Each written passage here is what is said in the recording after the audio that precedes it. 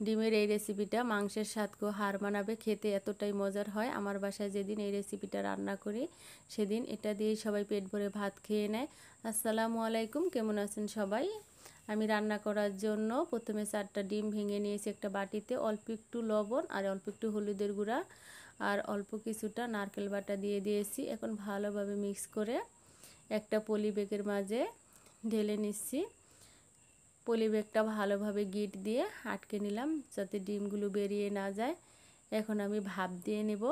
আমি চুলা আগে থেকে গরম পানি দিয়ে রেখেছি। এখন গরম পানির মাঝে ডিমের পলি ব্যাগটা বসিয়ে 15 থেকে 20 মিনিট জাল করলেই হয়ে যাবে। 15 মিনিট পর আমি তুলে নিলাম, হয়ে গেছে।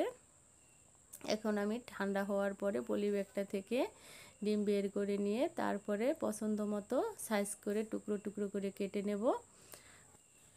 কেটে নেওয়া হয়ে গেছে। এখন আমি চুলায় কড়াই বসিয়ে 1/4 কাপ পরিমাণ রান্নার তেল দিয়ে দিলাম। তেল ভালো মতো গরম করে গরম তেলের মাঝে ডিমের পিসগুলো দিয়ে উল্টে পাল্টে হালকা ব্রাউন করে ভেজে নিলাম। ফ্রিজে মাছ মাংস না থাকলে আমি ডিমের এই রেসিপিটা রান্না করি। এই রেসিপিটা এতটাই মজার হয় গরম গরম ভাতের সাথে খেতে। এটা হলে পেট ভরে ভাত খাওয়া যায়, মাছ মাংসের প্রয়োজন হয় না। ডিম ভেজে নেওয়া হয়ে গেছে। আমি আর একটু তেল দিয়ে দিলাম। ডিম তুলে নিয়ে এখন তেলের মাঝে দিয়ে দিলাম একটা তেজপাতা মাঝখান দিয়ে চিড়ে, দিয়ে দিলাম 2 টুকরো দারচিনি, 4টা এলাচ আর দিয়ে দিলাম 1/2 কাপ পেঁয়াজ। এখন হালকা ব্রাউন করে ভেজে নেব। পেঁয়াজ ভেজে নেওয়া হয়ে গেছে। আদা রসুন বাটা দিয়ে দিলাম।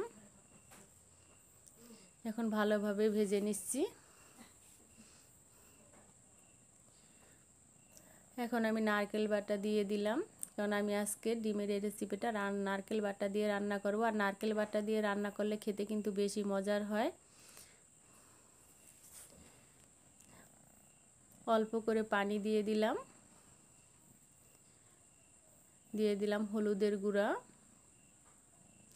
মরিচের গুঁড়া, জিরার গুঁড়া, ধনিয়া গুঁড়া, স্বাদ মতো লবণ। এখন সব কিছু ভালোভাবে একটু সময় নিয়ে কষাতে হবে। 5 থেকে 6 মিনিটের মতো কষিয়ে নেওয়া হয়ে গেছে। এখন আমি পরিমাণ মতো পানি দিয়ে দিলাম। পানি ভালোভাবে জাল করে বলক তুলে নিয়েছি। ঢাকনা দিয়ে ঢেকে ঢাকনা তুলে নিলাম। এখন আমি ডিমের ভেজে রাখা পিসগুলো দিয়ে দিলাম।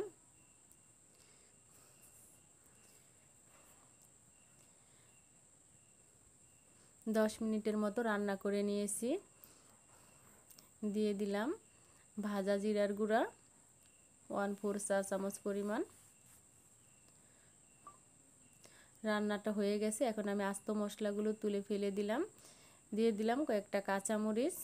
রান্না হয়ে গেল মজাদার ডিমের কারি। গরম গরম ভাতের সাথে খেতে অনেক মজার। সবাই ভালো থাকবেন, সুস্থ থাকবেন। আজকের মতো পর্যন্তই। আল্লাহ হাফেজ।